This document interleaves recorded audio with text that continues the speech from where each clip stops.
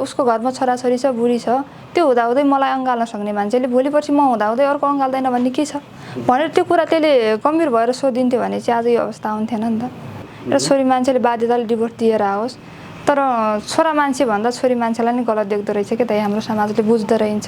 जसको लागि भनेर आफ्नो छोराछोरी त्यागेर अर्काको छोराछोरी अँगाल्नु भएको थियो, जसको लागि आफ्नो श्रीमती त्यागेर उसलाई अँगाल्नु भएको थियो, तर उहीबाट आज अन्तिम दिन यस्तो शब्द देख्दाखेरि मनले मानेन के दाइ। अनि मैले डिभोर्स गर्दाखेरि पनि उहाँलाई नराम्रो कहिले भनेन, डिभोर्स गर्दाको दिन पनि मैले उहाँलाई राम्रै सम्झाएर पठाएको हो क्या।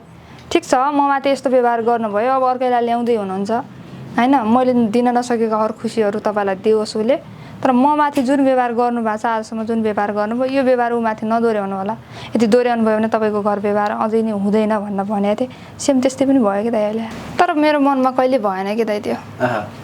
तर डिभोर्स भएको श्रीमान हुनुहुन्छ भन्ने त्यस्तो मेरो मनमा कुनै फिलै भएन। मैले सधैँ आफ्नै जस्तो सोच्थेँ कि उहाँलाई। यहाँलाई सम्पूर्ण भिडियोमा स्वागत छ। नमस्ते, धन्यवाद। के छ, आराम हुनुहुन्छ? हजुर दाइ ठिकै छ। पछिल्लो समय सामाजिक सञ्जालमा हजुरले लेखेको एउटा स्ट्याटस निकै भाइरल पनि भएको छ होइन, विभिन्न मिडिया न्युजहरूले पनि छापिरहेका छन्। यहाँको एउटा माया समर्पण जसरी त्यो स्ट्याटसमा झल्किरहेछ, पूर्व श्रीमान होइन, पूर्व श्रीमानले किसिमले डिभोर्स गरिसकेको त्यस पछाडि अहिले उहाँले जुन विवाह गर्नुभयो त्यो श्रीमतीसँग एक किसिमको झगडा लगभग दर्शिएको पनि देखिन्छ। त्यस पछाडि पूर्व श्रीमानले आत्महत्या गरेको कुरा पनि खुलाउनु भएको छ। खास के हो यसको वास्तविकता? अब यो आत्महत्या हो कि हत्या हो भन्ने कुरा त अब त्यस्तो स्पष्ट भएन। अब हत्या नै जस्तो देखियो लास्टमा। अब कारण के थियो त्यो त अब स्पष्ट थाहा भएन मलाई पनि। मदेखि टाढै हुनुहुन्थ्यो नि त उहाँ। डिभोर्स चाहिँ के भएर भएको थियो खास? जस्तो एक किसिमले डिभोर्स पश्चात पनि अहिले उहाँ त अब मृत्यु भइसकेको छ, अब स्वर्गमा बास पनि होस्, एक किसिमको माया अहिले पनि झल्काएर स्ट्याटस लेख्नु भएको छ। के भएर डिभोर्स भएको थियो खास? डिभोर्स त अब यस्तै हो, सायद अब मन सोच नमिलेरै होला। अब एउटा छोरी मान्छेले गर्दा पनि होला सायद जस्तो लाग्छ कि। अब अरू कसैको मायामा फसिसक्नु भएको थियो उहाँ, त्यही कारणले गर्दा अब उहाँको नजरमा राम्रो भएन म। कहिले बिहे गर्नुभएको थियो? बिहे त कति हो 73 सालमा होला सायद। कति वर्षको उमेरमा बिहे गर्नुभयो अनि कति वर्षसँगै बिताउनु भयो अनि डिभोर्स भएको थियो? 8 वर्ष बसियो सँगै। 8 वर्ष बसियो, अहिले चाहिँ डिभोर्स भएको 2 वर्ष भयो। झगडा हुन्थ्यो तपाईँहरूको? झगडा हुन्थ्यो, अब उतातिर उनीसँग लाग्नु भएको रहेछ अनि बिस्तारै अब झगडा सुरु भयो हाम्रो घरमा पनि। तर अथाह माया रहेछ नि एक किसिमले, कानुनी रूपमा पनि अदालतबाटै डिभोर्स लिनुभयो होइन। एउटा बच्चा उमेरमा 16 वर्षको उमेरमा बिहे गरेर 8 वर्ष बस्दै गर्दा लगभग 24 वर्ष त अहिले भर्खरै मान्छेहरूको बिहे गर्ने उमेर हुँदैछ। तपाईँले अब एक किसिमले टाढिनु भयो, तर पूर्व श्रीमानप्रति डिभोर्स हुँदा पनि माया रहेछ होइन तपाईँमा? अब मैले मेरो खुसीले डिभोर्स दिएको थिएन उहाँलाई, माया मेरो मनमा उति नै थियो। अब उहाँकै खुसीको लागि डिभोर्स दिएको थिएँ। अब माया त मनमा सधैँ हुन्छ नि, माया मरेर जाने कुरा होइन। अनि डिभोर्स भइसक्यो, अहिले उहाँको एक किसिमले मृत्यु हत्या या आत्महत्या केही खुलेन, कसैले प्रेसर पनि दिएन, अब छानबिन भयो भएन आफ्नै ठाउँमा छ। त्यस पछाडि स्ट्याटस लेख्नुभयो, खुल्ली भयो, सम्झना आयो, पिर लाग्यो नि आयो। होइन अरू छोरी मान्छेहरूले त मरे पनि बाँचे पनि होइन, डिभोर्स भइसकेपछि त वास्ता गर्दैन नि। तर मेरो मनमा कहिले भएन कि दाइ त्यो। तर डिभोर्स भएको श्रीमान हुनुहुन्छ भन्ने त्यस्तो मेरो मनमा कुनै फिलै भएन। मैले सधैँ आफ्नै जस्तो सोच्थेँ कि उहाँलाई, किनकि मेरो छोराछोरीको बाबा पनि त हो नि त, मेरो छोराछोरी पनि मेरै साथमा थियो। त्यही भएर मैले कहिले पराई सोचेन कि उहाँलाई, उहाँले जस्तो सोचे आफ्नै जस्तो लाग्थ्यो। त्यस्तो सोच्ने नारी हुन्छ एउटा कानुनी रूपमै होइन, अदालतको ढोका ढकढकाएरै अब जिन्दगीभरि नभेट्ने भनेर आफ्नो बाटो लाग्दा पनि अझ अर्को केटीसँग माया बसेको रहेछ भन्ने अघि भनि पनि सक्नुभयो। अर्कै स्त्रीलाई माया मोह गर्ने श्रीमानप्रति त्यस्तो माया लाग्छ? त्यस्तो हुन्छ र नारीको मन? डिभोर्स गरिसकेपछि त अहिले त विरोध गर्छन्, सराप्छन्, के गर्छन् नि नारीहरू, तपाईँमा चाहिँ त्यस्तो माया कसरी जाग्यो? तर मैले गरेन दाइ। मैले डिभोर्स गर्दाखेरि पनि उहाँलाई नराम्रो कहिले भनेन। डिभोर्स गर्दाको दिन पनि मैले उहाँलाई राम्रै सम्झाएर पठाएको हो क्या। ठिक छ, ममाथि यस्तो व्यवहार गर्नुभयो, अब अर्कैलाई ल्याउँदै हुनुहुन्छ होइन, मैले दिन नसकेको अरू खुसीहरू तपाईँलाई दियोस् उसले, तर ममाथि जुन व्यवहार गर्नुभएको छ आजसम्म, जुन व्यवहार गर्नुभयो, यो व्यवहार उमाथि नदोहोऱ्याउनु होला। यदि दोहोऱ्याउनु भयो भने तपाईँको घर व्यवहार अझै नै हुँदैन भनेर भनेको थिएँ। सेम त्यस्तै पनि भयो कि दाइ अहिले। पक्कै पनि आफूलाई डिभोर्स हुँदै गर्दा सम्हालिन गाह्रो हुने समयमा जसले धोका दिँदैछ पूर्व श्रीमान भइसक्नु भयो, उहाँलाई नै सम्झाउनु भयो। हजुर भनेको, मैले अदालतको अगाडि नै भनेको दाइ त्यो। तपाईँलाई महान नारी भन्न मिल्यो? अब यो त अब दर्शकहरूको नजरमा कस्तो देख्नुहुन्छ त्यो त उहाँहरूमा भर पर्ने कुरा हो। म आफूले आफूलाई म महान नारी त भन्न सक्दिनँ दाइ। तर मेरो मनमा त्यो सोच चाहिँ आउँथ्यो कि उहाँप्रति ल मबाट छुटेर गइसक्नुभयो होइन, दुश्मन जस्तै त मान्छन् के र पराई मान्छेले होइन, तर मैले त्यस्तो नराम्रो कहिले सोचेन, मेरो मनमा आउँदै आएन दाइ त्यो। 16 वर्षको उमेरमा मागी विवाह थियो कि भागी विवाह थियो? भागी। अब त्यो एउटा बाल विवाहको केस पनि लाग्न सक्छ, भागी विवाह माया पिरती नै थियो होला। त्यस्तो माया पिरतीमा जोडिएका मनहरू कसरी तोडिँदा रहेछन् बिच बाटोमा?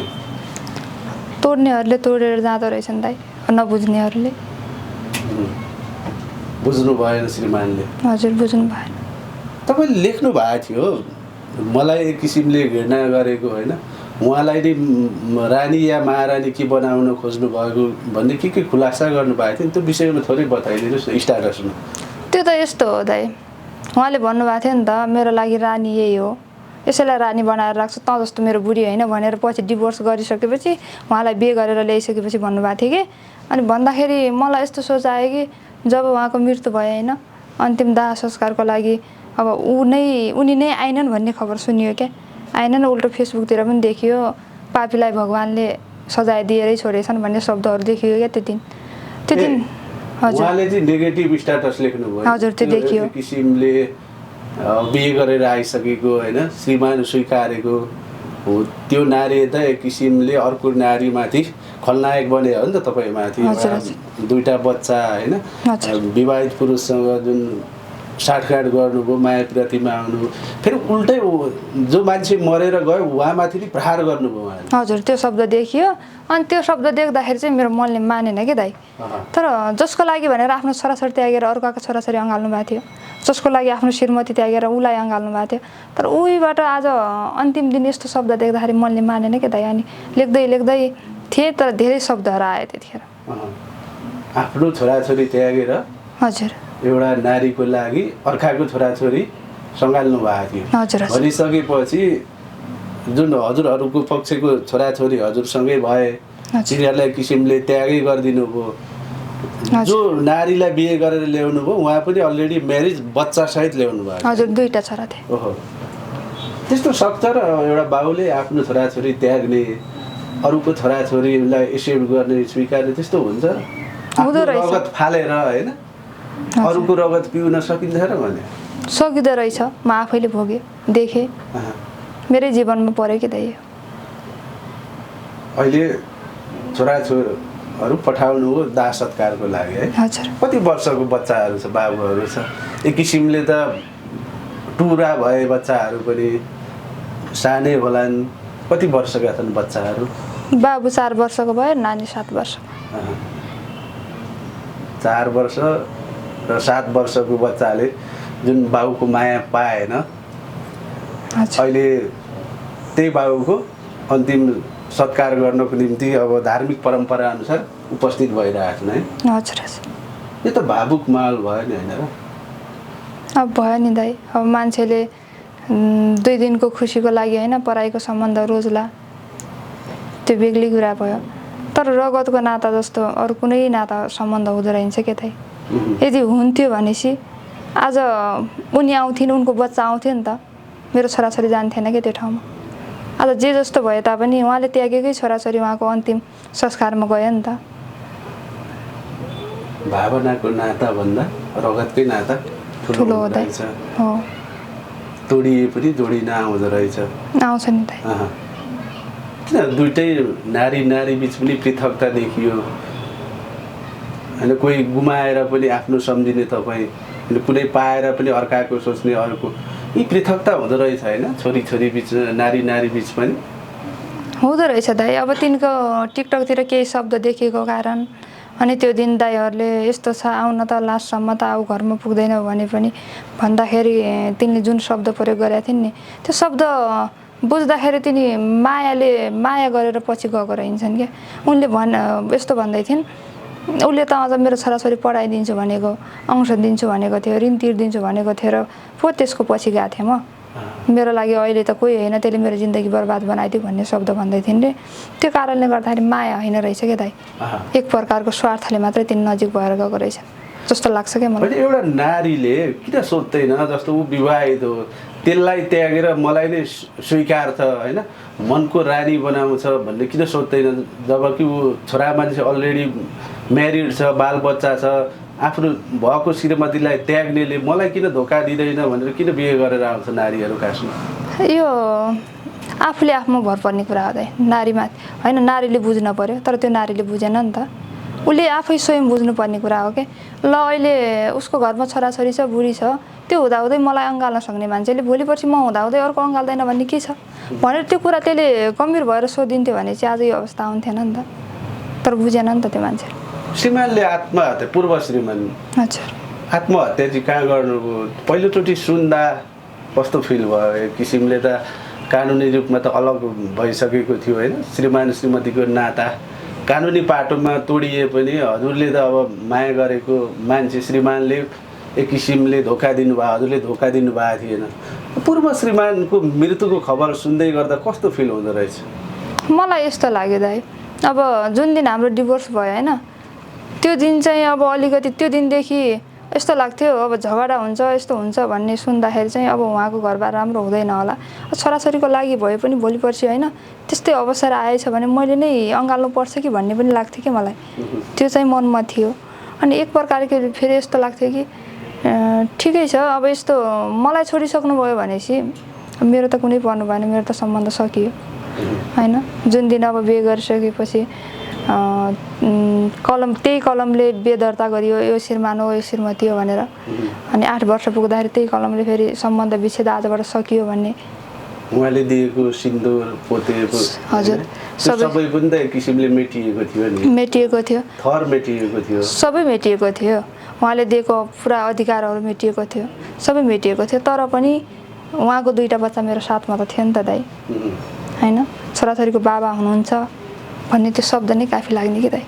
त्यो खबर सुन्दा मन निसासिने होइन एक किसिमले 16 वर्षको उमेरमा त अब जिन्दगी सँगै बिताउनको निम्ति एउटा अन्जानकै माया प्रेममा त जानुभएको थियो नि हजुर कस्तो फिल हुँदो रहेछ त टाढिए पनि हजुरको मन त एक किसिमले टाढिएको थिएन थर टाढिएको थियो होला होइन सम्बन्धहरू उहाँले तोड्नु भएको थियो होला हजुरले चाहेर टाढिएको थिएन त्यो न्युज सुन्दै गर्दा त्यतिखेरको छेडमा चाहिँ कस्तो फिल भइरहेको थियो हजुरलाई मलाई त यस्तो भयो दाइ मैले उही पुरानै श्रीमान गुमाएँ जस्तो लाग्यो कि ओहो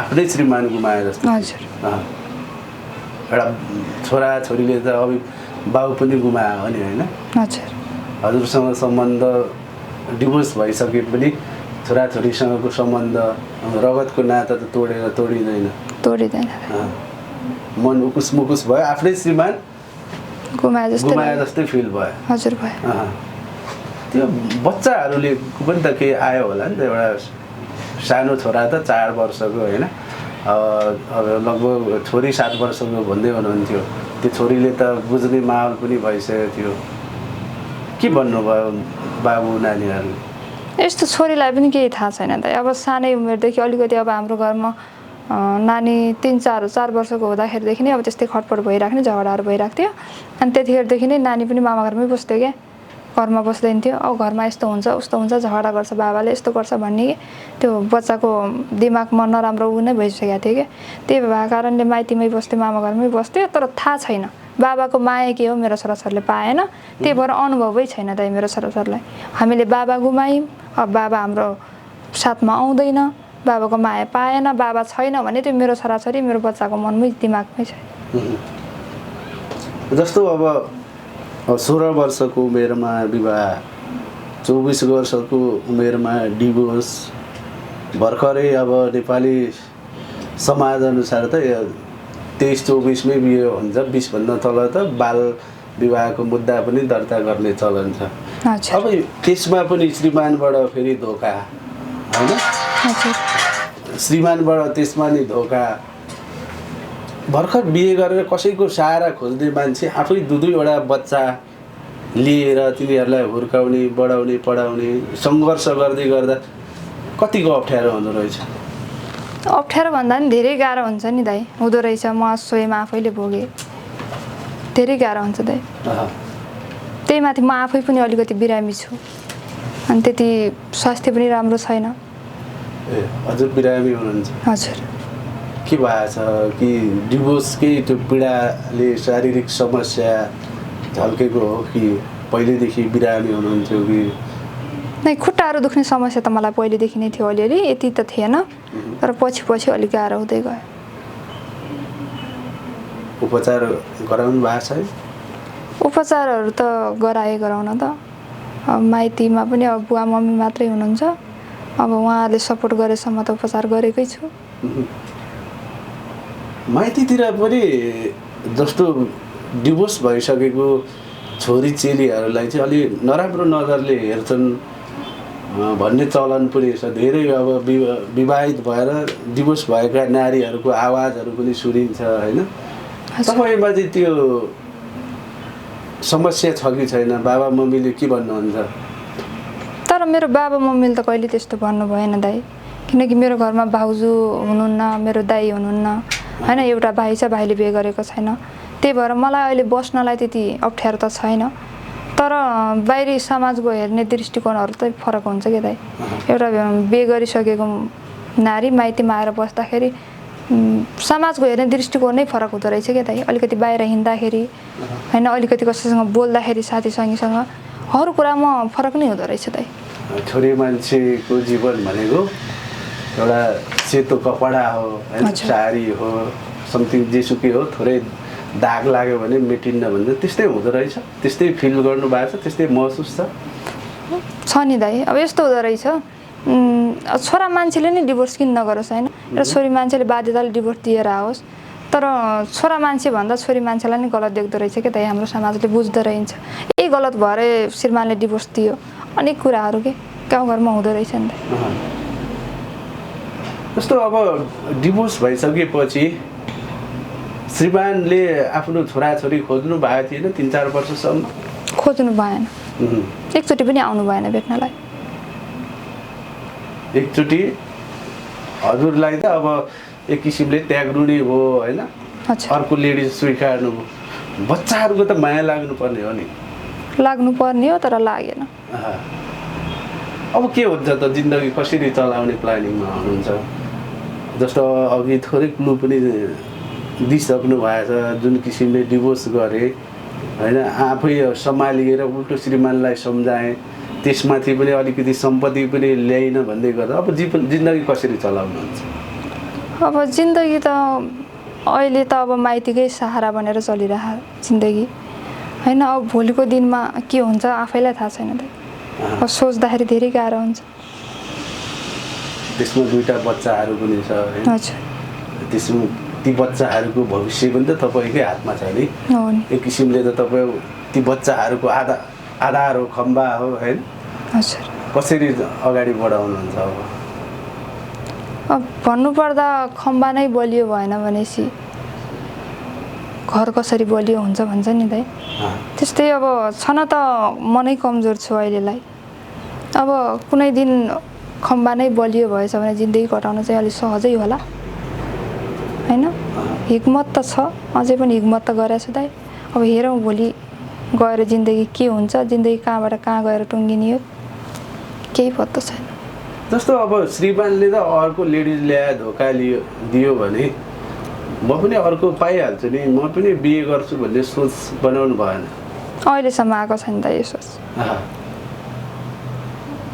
त्यतातिर सोच आएको छैन? छैन त। बच्चाहरू नै के भविष्य सोध्दै हुनुहुन्छ? हजुर हजुर। जस्तो अब 16 वर्षको उमेरमा विवाह होइन अन्जान समयमा श्रीमान श्रीमतीको झगडा खटपट चाहिँ के भएर हुँदो रहेछ खासमा के महसुस गर्नुभयो? अब हाम्रो त पहिला त्यस्तो खासै भएन, खटपट भएन। अब जब विदेश जानुभयो, विदेश गइसकेपछि जुन बिहे गरेर ल्याउनु भएको थियो नि उसैसँग कन्ट्याक्टमा जानुभयो, त्यसपछि नै हाम्रो खटपट हुन थाल्यो। तर मैले भोगे अनुसार अब हुन त मान्छेको आफ्नो व्यक्तिगत कुरा हुन्छ होइन, व्यक्तिगत कुराले झगडा पनि पर्छ घरमा। तर मैले भोगेको मेरो भोगाइ अनुसार चाहिँ एउटा नारी नै हो दाइ। एउटा नारीको शत्रु नारी नै भइदिन्छ कहिले। मलाई चाहिँ त्यस्तै भइदियो।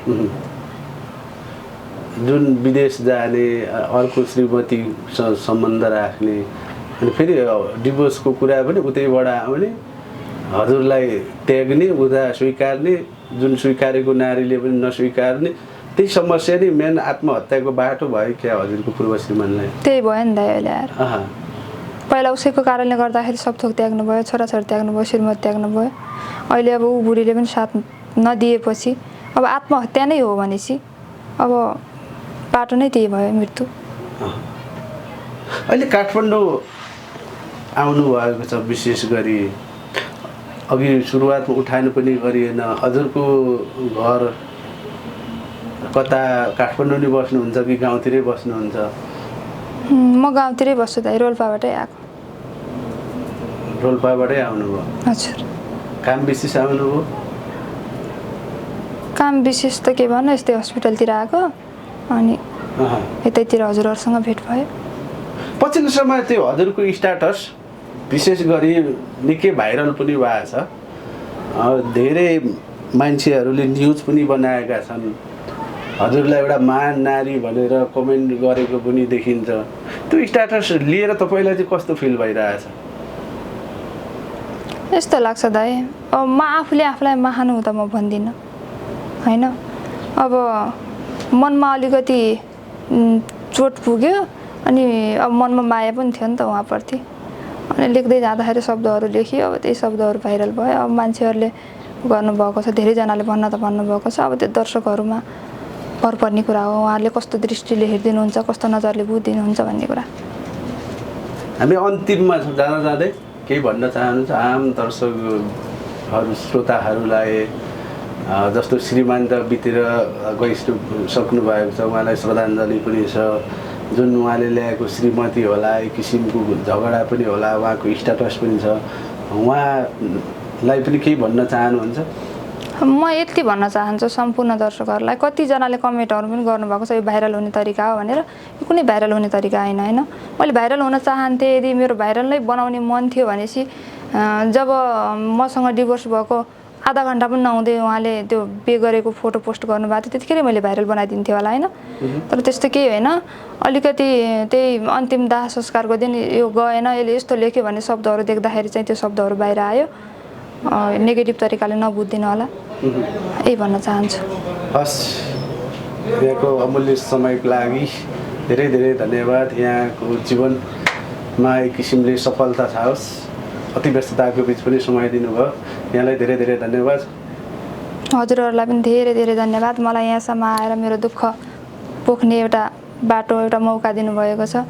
सम्पूर्णलाई धन्यवाद भन्न चाहन्छु।